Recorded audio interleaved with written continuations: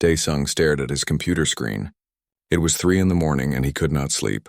His small apartment in Seoul felt too hot, too cramped, too much like a prison. Tomorrow he would go back to his job, sitting in a gray cubicle looking at numbers that meant nothing. He had been doing this for 5 years now, and every day felt exactly the same. He clicked through websites, not really looking for anything. Then he saw a banner advertisement. Galactic Commerce Network, now open to Earth! The aliens had arrived 3 months ago. They said they came in peace. They offered to let humans join their big galactic community. Most people were excited. Dae-sung was just tired. He clicked the link because he had nothing better to do. The website loaded slowly. It looked like a mix between an old shopping website and something from a science fiction movie. There were items for sale from 1,000 different worlds. Most of it made no sense to him. What was a quantum flux stabilizer anyway? Who needed grade 5 antimatter containment pods? Then he found the auction section.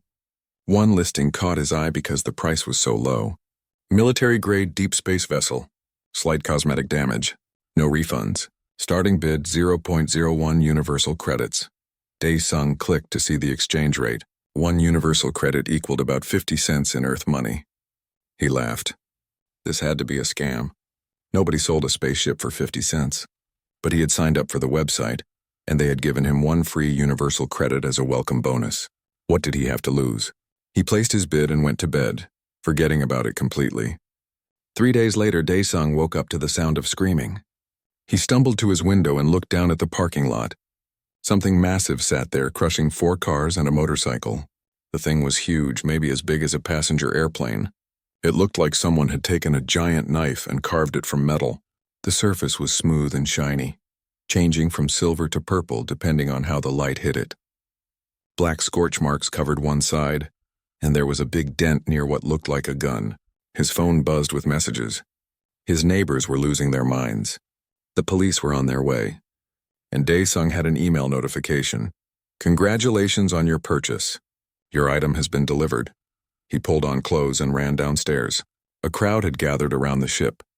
Mrs. Park from the 3rd floor was yelling at everyone. Mr. Kim was taking pictures. Dae-sung pushed through the crowd and stood in front of the vessel. A ramp lowered from the side with a hissing sound. Dae-sung looked at the dark opening. Everyone went quiet. He took a deep breath and walked up the ramp. Inside, the ship was clean. The walls were smooth and white, with strips of blue light running along them. The corridor opened into a huge room filled with computer screens and chairs. Everything looked expensive and complicated. Dae-sung touched one of the chairs and it suddenly moved, adjusting itself to fit his body perfectly. A woman's voice spoke, but not in Korean or English. Somehow, Dae-sung understood every word. Biometric signature accepted. Welcome, new owner. This vessel is designated Void Talon, formerly of the Crixnal Imperial Fleet. Please state your command preferences. Dae-sung sat down hard in the chair. What am I supposed to do with you? He asked. This unit is a Class 7 destroyer, capable of faster-than-light travel, planetary bombardment, and deep space reconnaissance. Current armament includes plasma cannons, missile batteries, and electromagnetic pulse weapons. All systems are functioning at 97% capacity. Wait, planetary bombardment? I thought this had cosmetic damage. The damage is cosmetic in nature. All weapon systems are fully operational. Dae-sung felt like he might throw up. He had bought a warship. A real actual warship that could blow up planets. For 50 cents. This was either the best or the absolute worst thing that had ever happened to him. He did not get much time to think about it. A loud beeping sound filled the bridge. The main screen showed 3 ships coming down through Earth's sky. They were painted bright red and looked similar to his ship, but smaller. Warning! Crixnal Imperial Interceptors detected. They are sending you a message. Show me, Dae-sung said. His heart was beating so fast he thought it might explode. The screen changed to show a face that was definitely not human. The alien looked like someone had mixed a lizard with a person. Its skin was covered in green scales that sparkled in the light. Its eyes were yellow with thin black slits for pupils. It wore a fancy military uniform covered in medals and badges. Human, the alien said. Its voice was like gravel being crushed. You are in possession of stolen Imperial property. Surrender the Void Talon immediately, and we will consider allowing your primitive world to survive. Something hot and angry rose in Dae-sung's chest. Maybe it was because he had worked too many late nights. Maybe it was because his boss had yelled at him yesterday for no reason. Maybe it was because his landlord kept raising his rent. Or maybe it was just because he was tired of being pushed around. "I did not steal anything," Dae-sung said. His voice was calmer than he felt. "I bought it legally on your own auction site." The alien's eyes went wide. "Impossible. That vessel was seized from a trader and was scheduled for destruction, not—" The alien stopped talking. Its mouth parts clicked together in what might have been anger or confusion. "Who authorized this listing?" "Listing number 4729 KRX. The seller was called Quick Sale Imperial Liquidations. Do you want me to send you the receipt?" The alien's face changed from angry to something that looked like panic. "You will surrender the vessel immediately. This is not a request." Dae-sung looked at the weapons display on the screen in front of him. Everything was working. He thought about his tiny apartment. He thought about his terrible job. He thought about how the aliens had treated humans like children since they arrived. Like humans were too stupid to understand the big, complicated galaxy. "No," Dae-sung said. "I do not think I will."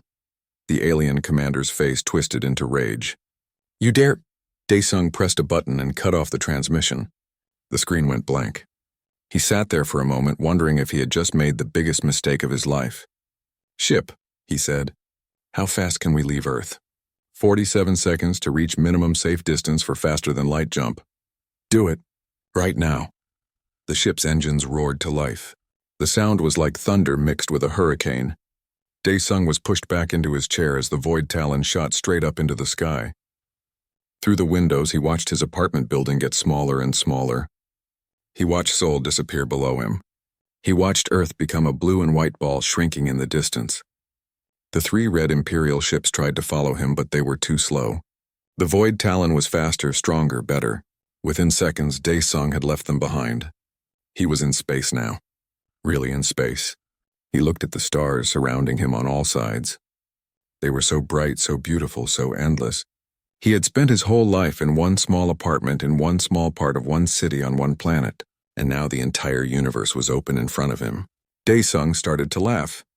He could not help it. He had bought a spaceship for 50 cents, told an alien commander to go away, and escaped Earth with an entire empire probably chasing him. His life was never going to be normal again, and somehow that felt absolutely perfect. Dae-sung spent his first 3 hours in space throwing up. Faster-than-light travel felt like being turned inside out and then put back together wrong. His stomach twisted and turned. His head hurt. His eyes could not focus properly. The ship's computer voice told him this was normal for first-time travelers. Dae-sung did not feel comforted. When he finally stopped feeling sick, he looked around. The ship had stopped moving. Through the big front window, he could see a massive space station in the distance. It looked like someone had welded together 100 different buildings and then added bright neon lights everywhere. Ships of every shape and size flew around it like bees around a hive. "Where are we?" Dae-sung asked. "Coordinates, Sector 447 Gamma. We are currently near the Yuri Trading Nexus, a neutral zone. The Krixnall Empire has limited jurisdiction here. Limited. They can still attempt to kill you, but it is frowned upon." Dae-sung's stomach twisted again, and not from the space travel. His phone had stopped working hours ago. He had no way to call anyone on Earth. He was completely alone in a stolen warship light years from home. And he was hungry. The last thing he had eaten was a triangle kimbap from a convenience store, and that felt like a lifetime ago. "Can this ship land at that station?" he asked. "Affirmative. However, I should warn you that the Void Talon is a recognizable vessel. The Krixnall Empire has likely issued a bounty on your capture." "How much?" "Checking Galactic bounty networks now. Current price for your capture, 50,000 universal credits. Dead or alive, though alive is preferred." Dae-sung did the math quickly. That was about $25,000. He had never been worth that much money to anyone in his entire life. "Land us somewhere quiet," he said. The docking process was smooth. The station's computers guided the Void Talon to a parking spot in what looked like the bad part of town. Dae-sung walked down the ramp and immediately stopped. The air smelled strange, like spices mixed with metal and something sweet he could not identify. The noise was overwhelming. Thousands of voices speaking in languages he had never heard. The station corridor was packed with aliens. Some walked on 2 legs like humans. Some had 4 legs or 6 or no legs at all and just floated. One creature looked like it was made entirely of blue crystal. Another was covered in fur and had 3 eyes. A group of small green beings argued loudly in the corner. Dae-sung had never felt so out of place in his life. He made it about 50 meters before someone grabbed his arm. The person was human, which shocked him. She was a woman about his age with short hair dyed bright blue. She wore a practical gray jumpsuit covered in pockets and tools. Her eyes were sharp and intelligent, and right now they were staring at him with urgency. "You are the human with the void talon," she said. It was not a question. "I do not know what you are talking about," Dae-sung lied badly. "There are 17 bounty hunters coming to this station right now. The Crixnal posted your ship's signature on every network from here to the Outer Rim. Unless you want to be wrapped up and delivered to the Empire, you need to come with me. Now." "Why should I trust you?" She smiled. "Because I am from Busan, and we are the only 2 humans in this sector. Also, those 3 big guys behind you are definitely planning to shoot you." Dae-sung looked back. 3 huge aliens in black armor were walking toward him. They had too many arms and were carrying very large guns. "Lead the way," he said quickly. The woman pulled him through a maze of corridors and service passages. They ran upstairs, through storage rooms, and across catwalks hanging over huge empty spaces. Finally, they emerged in a small cafe tucked away in a forgotten corner of the station. "Talk," she said, sliding into a booth. "How does a random Korean guy end up with an Imperial destroyer?" Dae-sung told her everything. The late-night browsing, the auction site, the 50-cent bid, the angry alien commander. The woman listened, and her face shifted between disbelief and laughter. "You bought a military warship for 50 cents, she said flatly. "Yes. And you flew it here with no training. The ship has autopilot," she laughed. A sharp bark of sound that made other customers look over. "You magnificent idiot. Do you have any idea what you are sitting on? The Void Talon is not just any destroyer. It is a flagship-class vessel. There are maybe 20 ships like it in the entire Imperial fleet. And somehow, through luck or bureaucratic incompetence, it ended up on a liquidation site where you grabbed it. So, what do I do?" "Well, you cannot go back to Earth. The Empire would follow you there, and they do not care about collateral damage. You cannot sell it because nobody would dare buy it, and you definitely cannot fight the entire Crixnal military by yourself." "Then I am dead." "Maybe not." The woman leaned forward. "My name is Hana. I have been in space for 2 years, working as a mechanic and sometimes a smuggler." "I know people. There is a human colony forming out on the frontier. Independent worlds beyond the reach of the major empires. They are always looking for protection, and a ship like yours would make you very popular." Dae-sung thought about his apartment back on Earth. He thought about his job, his boss, his tiny life. He thought about the alien commander's face when he had said no. "How do I get to the frontier?" Hana grinned. "That is the spirit. First, we need to modify your ship, disguise the signature, upgrade the weapons, maybe install better life support because that Imperial recycled air will kill you in 6 months. I know someone who can help. And then? And then, Captain, we make the Empire regret ever letting you have that ship." The modifications took 3 days. Hana's contact was an alien engineer with 6 arms named Tixrel. He complained constantly about human design preferences while he worked. He installed a signature scrambler that would make the Void Talon look like a regular cargo ship on scanners. He reinforced the shields. He upgraded the weapon systems. He even fixed the dent on the side. "You will need more people to run this ship properly," Tixrel said. "Minimum crew of 8, better with 15. "Where do I find people willing to join a fugitive?" Dae-sung asked. "Same place everyone finds crew. The job boards." Dae-sung posted a job listing on the station's network. It was simple and honest. Crew needed for frontier-bound vessel. Room and board provided. Possibility of combat. No experience necessary. Must be willing to occasionally flee from Imperial warships. He did not expect many responses. He was wrong. The first person to respond was a young man named Taimin. He looked barely 20 years old, thin and nervous with dark circles under his eyes. He had been a programmer for a mining corporation until he discovered they were committing fraud. When he reported it, they tried to kill him instead of fixing the problem. "I can handle your navigation systems, communications, and electronic warfare," Taimin said quickly. His hands never stopped moving. "I just need to get off this station before my former employer's security finds me." "You are hired," Dae-sung said. He was not in a position to be picky. The second recruit was a woman named Ji-won. She had been a military medic in the Korean Space Forces until she was dishonorably discharged. Her crime: refusing to abandon injured soldiers during a training accident. She was compact and efficient, with the bearing of someone who had seen real combat. "I heard you stood up to a Cricksnell commander," she said. "Is that true?" "More or less." "Good. I am tired of humans playing nice with empires that treat us like primitives." "Do you need a medic?" "I need everything," Ji-won nodded. "Then I am in." By the end of the third day, Daesung had a crew of 6 people. None of them were experienced spacers. None of them had served on warships. They were all running from something, angry at the galaxy's established order or both. They were not the best and brightest, but they were willing to follow him, and right now that was enough. Daesung stood on the bridge of the Void Talon and looked at his mismatched crew. "I am not a real captain," he said honestly. "I am a data analyst who bought a ship by accident." "I do not know what I am doing, and there is a very good chance this ends badly for all of us." "Sounds about right for a human crew," said young Mai, one of the new recruits checking her weapons. Taemin's hands danced across the navigation console. "Jump coordinates locked in." "Ready when you are." Daesung settled into the command chair. Through the window he could see the vastness of space. "Take us out," he said. The Void Talon's engines roared to life. Behind them, 7 bounty hunter ships detected their departure and started chasing them. Daesung smiled. "Let them come," he said. "Let's see what this ship can really do." The 7 bounty hunter ships followed the Void Talon as it left the Yuri trading nexus. They were smaller than Daesung's ship, but there were more of them. Through the view screen, Daesung could see them spreading out, trying to surround him. "Should I try to lose them?" asked Kyung-soon, the pilot Daesung had hired just before leaving.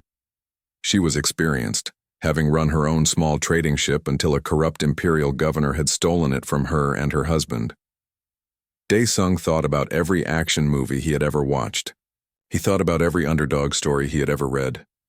Then he thought about the alien commander who had threatened to destroy Earth. "No," he said. "I want to see what this ship can really do. Young Mi, power up weapons." Young Mi was a former security contractor who had been abandoned on a failed colony world. She knew weapons systems better than anyone. Her hands moved across the console with confidence. "Weapons ready. Target lock acquired on all 7 ships." "Do not destroy them," Daesung said. "Just disable them." What followed was not really a battle. It was a demonstration. The Void Talon's weapons systems were designed to fight other warships in fleet actions. Against 7 bounty hunter ships, it was almost unfair. Young Mai targeted their engines with precision. One by one, the pursuing ships lost power and drifted helplessly in space. The last bounty hunter tried to run. Taemin, sitting at the communications console, sent a computer virus that shut down their jump drive before they could escape. As the battle ended, Hana whistled low from her engineering station. "Well, that is going to attract attention." "Good," Daesung said. He meant it. "Let them know humans are not easy prey anymore." The journey to the frontier took 2 weeks. During that time, the crew of the Void Talon slowly transformed from strangers into something like a team. Taemin made the ship's systems run faster and more efficiently. Ji-won set up a medical bay that looked like it belonged in a hospital. Young Mi ran combat drills that left everyone exhausted but better prepared. Yunwoo, Kyung-soon's husband, discovered that the ship's food makers could be modified to produce something that almost tasted like real Korean food. It was not perfect, but after days of eating bland nutrition bars, everyone was grateful. Morale improved considerably after the first bowl of something resembling kimchi stew. Hana worked on everything. She could fix any system on the ship, often improving it in the process. She also appointed herself as Daesung's unofficial advisor. "You're getting better at this," she said one evening as they reviewed star charts in the mess hall. "At what?" "Being a captain. You make decisions now instead of second-guessing everything." Daesung considered this. She was right. Something had changed in him. Maybe it was having people depend on him. Maybe it was being far enough from Earth that his old life felt like it belonged to someone else. "The crew looks to you," Hana continued. "That means something. They look to me because there is nobody else. No, they look to you because you stood up to the Empire. because you are trying to do something that matters. Their conversation was interrupted by Tai Min's voice over the ship's intercom. Captain to the bridge, we are receiving a distress call. Dae Sung ran to the bridge. On the main screen, he could see a small moon with a tiny settlement on its surface. The signal was weak and full of static, but the desperation was clear. This is New Jeju Colony. We are under attack by raiders. 6 ships. They are demanding all our supplies and credits. We have no defenses. Please, if anyone can hear this, we need help. How far away are we? Dae Sung asked. 30 minutes at maximum speed, Kyung-soon replied. Young Mi was already checking her weapons console. I can take 6 raider ships. Should we? Ji-won asked quietly. This is not our fight. Dae Sung pulled up information on New Jeju. It was a small colony of about 3,000 people, mostly families who had left Earth to build something new. They had minimal defenses and no way to call for official help. The nearest Imperial patrol was weeks away, and they would not come anyway. The Empire did not care about small human colonies. It is our fight if we say it is, Dae Sung decided. Kyung-soon, get us there as fast as possible. Young Mi, prepare weapons but do not fire until I give the order. Taemin, open a channel to those raiders. The Void Talon dropped out of faster-than-light travel right next to the colony. The raider ships were old models, covered in improvised armor and weapons. They surrounded the colony's small orbital platform, firing warning shots to scare the people below. Dae Sung took a breath and opened communications. This is Captain Dae Sung of the Void Talon. You have 10 seconds to withdraw from this colony. The response was laughter. This is our territory, human. Turn around and maybe we will not scrap your ship for parts. 5 seconds. You are bluffing. 1 ship against 6? You must be. Time is up. Young Mi, fire. The Void Talon's main cannons spoke. The first raider ship lost its engines in a single shot. The second lost its weapons. The third tried to run, but Taemin disabled its jump drive with a well-placed electronic attack. He was getting very good at that. The remaining 3 raiders did not even try to fight. They turned and ran, jumping away as fast as their ships could manage. Colony platform, this is the Void Talon. You are clear. The response from the colony was stunned silence, followed by an explosion of grateful messages. They invited Dae Sung and his crew down to the surface where they were greeted like heroes. The colony's administrator was a woman named In-soo. She was in her 50s, tough and practical, with the weathered look of someone who had been farming on an alien world for years. Thank you, she said simply. The Empire does not help us. We are too small, too far from anything they care about. They collect taxes but offer no protection. Then we will protect you, Dae Sung said. The words came out before he fully thought about them. In-soo blinked. You would do that? Stay here? Not permanently, but we can patrol this sector. Make sure raiders know this colony is under protection. The idea spread like wildfire. In-soo told other colony administrators. They told others. Within days, word had reached dozens of human settlements scattered across the frontier. A human crew in a stolen Imperial warship was offering protection to independent colonies. Other colonies reached out. Some needed help with raiders. Others needed supplies delivered through dangerous territory. A few just wanted proof that humans could hold their own in the galaxy without bowing to empires. The Void Talon became a symbol. Every time Dae Sung and his crew intervened, more humans heard about them. More colonies requested their help. More people started believing that maybe they did not have to accept the way things were. The Empire noticed. The transmission came while they were resupplying at a small station. The same reptilian commander from their first encounter appeared on the screen. Commander Vexillar looked more composed this time, more controlled. Human captain. We need to discuss the situation. Last time we talked, you threatened to destroy Earth, Dae Sung replied. That was an overreaction on my part. The Empire is prepared to negotiate for the return of the Void Talon. We will offer amnesty for you and your crew. We will provide compensation.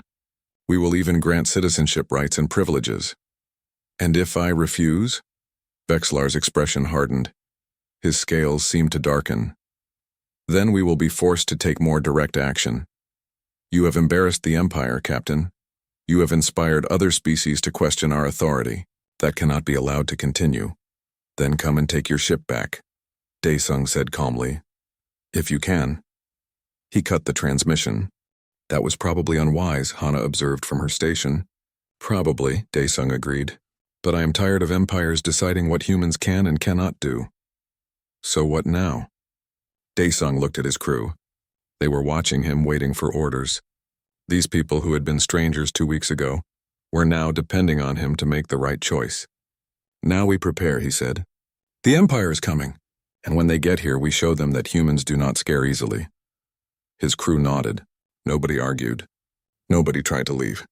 They all knew what was coming, and they were all choosing to stay. Daesung felt something shift inside him. He was not just running anymore. He was fighting for something. And that made all the difference.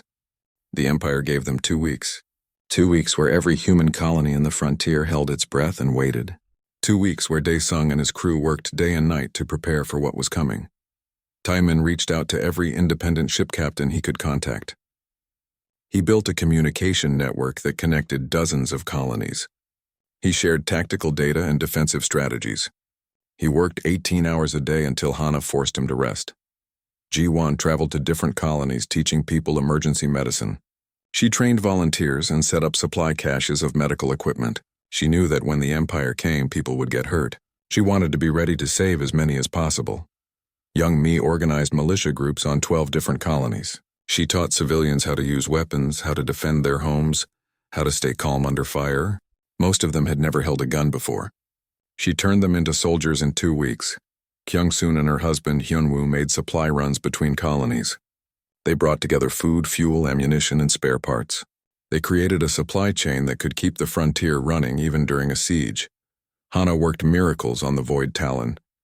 She squeezed every bit of performance from the ship's systems.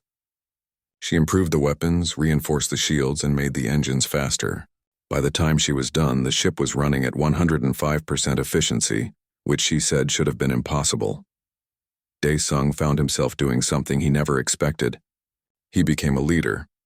Representatives from 37 colonies came to meet with him on New Jeju. They gathered in a hastily built meeting hall. Their faces showed hope and fear in equal measure. The Empire will come for you, said Sang-hoon, administrator of the New Seoul colony. He was an older man with gray hair and worried eyes. When they do, they will make an example of anyone who helped you. They will destroy colonies. They will kill people. Are we prepared for that? No, Daesung said honestly. We are not prepared.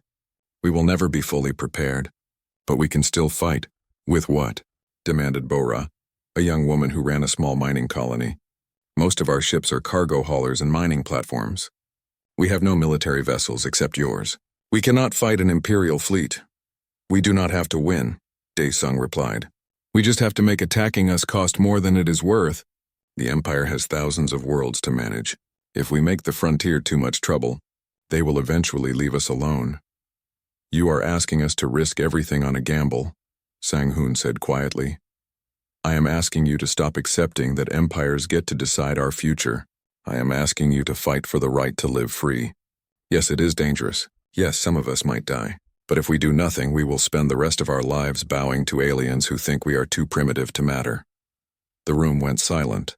Daesung could see them thinking, weighing their options, considering their families and their futures. Finally, Insu stood up. I vote we stand with Captain Daesung. My grandparents left Korea looking for a better life. My parents left Earth looking for freedom. I did not come all this way to kneel before another empire. One by one, others stood. Not everyone. Some colonies voted to stay neutral. Some were too afraid, but enough stood that when the vote was counted, the frontier colonies agreed to stand together. They had 10 days to prepare. 10 days to turn civilian ships into improvised warships. 10 days to train people who had never seen combat. 10 days to build defenses and fortifications. 10 days to say goodbye to loved ones just in case. The Imperial fleet arrived exactly on schedule. 15 warships entered the system in perfect formation. 2 heavy cruisers, 12 destroyers, 1 massive command carrier that was 3 times the size of the Void Talon. Their hulls were painted Imperial crimson. Their weapons were powered and ready. Commander Vexlar's message was broadcast across all frequencies. This is your final warning. Surrender the Void Talon and its crew immediately, or we will enforce compliance through military action. You have 1 hour to decide. Daesung stood on the bridge of his ship, surrounded by his crew. Through the view screen, he could see the ragtag fleet that had gathered to stand with him. 32 vessels of every description. Colony defense ships that were basically armed cargo haulers. Retrofitted mining platforms with makeshift weapons. A handful of small patrol craft. Against the Imperial fleet, they looked pathetic, Captain. Kyung-soon asked quietly. What are your orders? Daesung opened a channel. His hands were steady even though his heart was racing. Commander Vexilor, I will make you a counteroffer. Turn your fleet around. Acknowledge the independence of the frontier colonies. Leave us alone. If you do, we will not be forced to embarrass the Empire again. The silence lasted for 10 long seconds. Then Vexilor laughed. You cannot be serious. You have 1 warship and a fleet of modified cargo ships. We have 15 military vessels. Surrender now, and I will be merciful. No, Daesung said simply. Come and take what you want. If you can. The battle began badly. The Imperial fleet opened fire first, their weapons tearing into the frontier's defensive positions. 2 colony defense ships were destroyed in the first minute. A mining platform exploded, its crew lost, but the frontier fought back. The Void Talon, using its superior weapon systems and Tai Min's electronic warfare skills, disrupted the Imperial formation. False targeting data made 3 Imperial ships nearly fire on each other. Communication jamming isolated individual vessels, breaking their coordination. The frontier fleet fought like guerrillas. They used the system's asteroid field for cover. They struck from unexpected angles. They focused fire on damaged ships rather than spreading their attacks thin. It was messy and desperate, but it was working. Daesung barely had time to think. He gave orders, made split-second decisions, and tried to keep his people alive. Around him, his crew worked with perfect coordination. Youngmai called out targets. Taemin managed electronic warfare and communications. Kyung-soon flew the ship like it was part of her body. The battle lasted 4 hours. 4 hours of chaos and violence. 4 hours where every second could mean life or death. The Void Talon took heavy damage. Hull breaches on 3 decks. Shield generators overheating. Weapon systems running at dangerous power levels. 3 more frontier vessels were destroyed. 17 more were damaged. But they held their ground. They did not break. They did not run. The turning point came from an unexpected source. A young pilot named Bo-Ra, flying a converted cargo ship called the Morning Star, saw an opening. The Imperial command carrier's main engines were exposed during a maneuver. She accelerated her ship to maximum speed and rammed directly into the engine assembly. The collision should have killed her. Somehow, impossibly, the safety systems deployed and her escape pod launched at the last second. The command carrier's engines went dead. Without propulsion, the massive ship drifted helplessly. With their flagship crippled, the Imperial formation collapsed. Ships broke formation. Orders became confused. Discipline wavered. Commander Vexilor called for a ceasefire. His image appeared on Daesung's screen. The alien looked different now. His scales were dull. His eyes showed something that might have been respect or might have been fear. This is insanity, Vexilor said. You cannot defeat the Empire. Even if you win here, we will send more ships, more fleets. We will not stop. Maybe, Daesung replied. He was exhausted. His ship was damaged. His crew was injured. But his voice was steady. But every fleet you send will face the same resistance. How many defeats can the Empire absorb before it decides the frontier is not worth the cost? How long before other species see what we did here and start asking their own questions about Imperial rule? Vexilor stared at him. His mandibles worked silently.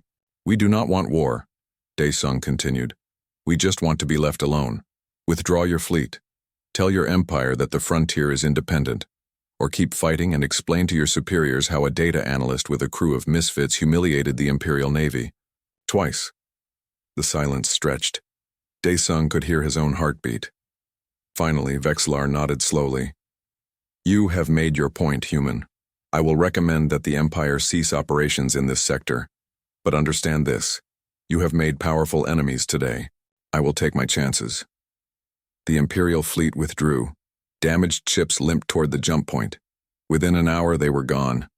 As the last Imperial ship disappeared from the sensors, the communication channels exploded with noise. Every colony, every ship, every person who had witnessed the battle started talking at once. They cheered. They cried. They could not believe what had just happened. Dae-sung sat in his command chair and felt the weight of everything settle on his shoulders. They had won. Somehow, against impossible odds, they had actually won. But the victory felt heavy. 3 frontier ships had been destroyed. 27 people were dead. Hundreds more were injured. Damage report, he said quietly. Hana's voice came over the intercom. Hull breaches on decks 4, 7, and 9. Shield generators are offline. 2 weapon systems are destroyed. Main engines are running at 60%. We need repairs badly, but we can make it to New Jeju. Casualties? Ji-won answered from the medical bay. Her voice was tired. Minor injuries across the crew. Taemin has a broken arm. Youngmi has burns from a console explosion. Nothing life-threatening. We were lucky. Lucky. Dae-sung thought about the crews who had not been lucky. The families who would never see their loved ones again. The price of independence had been paid in blood. Take us to New Jeju, he ordered. Slow and steady. We are in no hurry. The Void Talon limped toward the colony. As they approached, Dae-sung could see other ships gathering. The surviving frontier vessels formed an impromptu honor guard escorting them in. It felt like a funeral and a celebration at the same time. The landing was rough. Several systems failed during the descent, and Kyung-soon had to manually control the ship for the last 100 meters.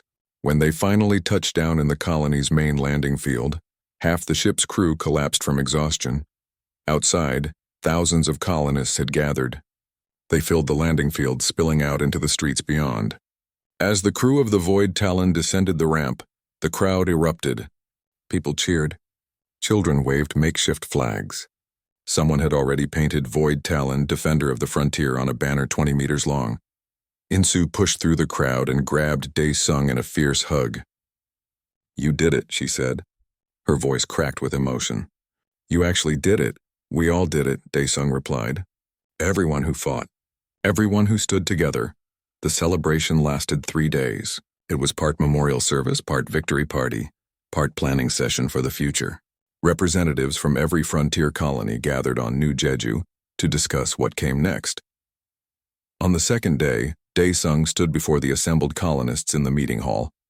The room was packed with people standing along the walls and sitting in the aisles. We won a battle, he said. Not the war. The Empire might come back. Other threats will emerge. The galaxy is not suddenly safe just because we stood up to one fleet. So what do? Someone called from the crowd. We organize, we build. We create something worth defending. Dae-sung looked around the room at all the hopeful faces. The empires have had their turn running the galaxy. They rule through force and fear. What if we tried something different? What if we built a society based on cooperation instead of domination? Sang-hoon stood up. You are talking about forming a government. An alliance of independent worlds. Yes, something democratic. Something where every colony has a voice. Where humans make decisions together instead of having decisions forced on us by alien empires. And who leads this alliance? Bora asked. You? Dae-sung laughed. No, I am a data analyst who accidentally bought a warship. I'm not qualified to lead a government, but we can elect someone who is. We can create a council with representatives from each colony. We can build something better than what we left behind. The discussions went late into the night. There were arguments, debates, passionate speeches, but slowly an agreement emerged. The frontier colonies would form a loose alliance. Each colony would maintain independence but would cooperate on defense, trade, and common interests. They would call it the Frontier Union. Elections were scheduled. A constitution was drafted. Committees were formed. It was messy and chaotic, but it was democratic. It was theirs. Dae-sung stepped away from the political process. He had no interest in becoming a politician or administrator. His place was on his ship, protecting the colonies that could not protect themselves. The Void Talon spent 2 months in dock getting repaired. Hana supervised the work personally, bringing in the best engineers she could find. When they were done, the ship was better than new. Faster, stronger, more heavily armed. During the repairs, word of the battle spread throughout the galaxy. It was not just humans talking anymore. Other species had heard about the frontier's victory. The story grew with each telling. A human who bought a warship for almost nothing. A ragtag fleet of civilian ships defeating an imperial battle group. A new alliance rising from the ashes of old empires. Some species were inspired. Others were angry. The Crixnall Empire officially declared the frontier a restricted zone and warned their citizens to stay away. Other empires quietly reassessed their policies toward human colonies. Daesung received messages from all over the galaxy. Some were threats. Some were job offers. Some were from other species asking for help with their own struggles against imperial rule. He answered the ones that seemed genuine and ignored the rest. 3 months after the battle, the Void Talon left New Jeju on its first official patrol as a Frontier Union vessel. The crew had grown to 15 people, all humans who had heard about what they were building and wanted to be part of it. They ranged from experienced spacers to complete novices, but they all shared one thing. They believed that humans deserved better than to be second-class citizens in someone else's empire. On their first patrol, they responded to a distress call from a colony under attack by pirates. The pirates fled the moment they identified the Void Talon. Word had spread about what happened to people who threatened frontier colonies. On their second patrol, they escorted a convoy of supply ships through territory claimed by 3 different empires. None of the empires tried to stop them. On their third patrol, they rescued a stranded alien ship whose crew had been attacked by raiders. The aliens were shocked that humans would help them without demanding payment. Daesung simply said it was the right thing to do. 6 months after the battle, Daesung sat in the mess hall of the Void Talon with his original crew. Hana, Taemin, Jiwon, Youngmai, Kyungsoon, and Hunwoo. They had been through so much together. They had become family. Do you ever regret it? Hana asked. Clicking that button 6 months ago? Daesung thought about his old life. The tiny apartment. The soul-crushing job. The feeling that nothing he did mattered. Then he looked around at his crew, his ship, his purpose. Not even for a second, he said. Taemin raised his glass. To bad decisions that turn out good. They all drank to that. The ship's communication system chimed. Another distress call. Another colony needing help. Another chance to prove that humans were more than the galaxy thought they were. Duty calls, Youngmi said, already standing and heading to her station. Daesung followed her to the bridge. Through the view screen, the stars waited. Infinite possibilities. Endless adventures. A galaxy that was slowly learning to respect humanity. He settled into his command chair and felt the ship respond to his presence. The Void Talon hummed with power, ready for whatever came next. Set course for the distress signal, he ordered. Maximum speed. The ship surged forward, engines burning bright against the darkness of space. Behind them, the Frontier Union continued to grow. New colonies joined. New ships were built. New alliances were formed. The empires watched and waited, unsure what to make of these upstart humans who refused to accept their place. Some predicted the Frontier Union would collapse within a year. Others whispered that something new was being born. Something that could change the balance of power in the galaxy. Daesung did not worry about predictions or politics. He had a simpler mission. Protect those who could not protect themselves. Stand up to bullies. Show the galaxy that humans were not primitives or children. They were survivors. They were fighters. They were people who would pay 50 cents for a spaceship and turn it into a symbol of freedom. And if that made the empires nervous, well, that was their problem. The Void Talon raced toward its next mission, carrying a crew who had found purpose in the most unexpected way. They were not the heroes anyone expected. They were not even the heroes they had expected to become. But they were exactly the heroes the frontier needed. And sometimes that was enough. Years later, when historians wrote about the founding of the Frontier Union, they would point to many factors. The growing human population in space, the empire's overreach, the natural desire for independence. But they all agreed on one thing. It started with a data analyst who could not sleep, a 50-cent auction, and a simple decision to say no to an empire. From such small moments, revolutions are born, and the galaxy would never be the same.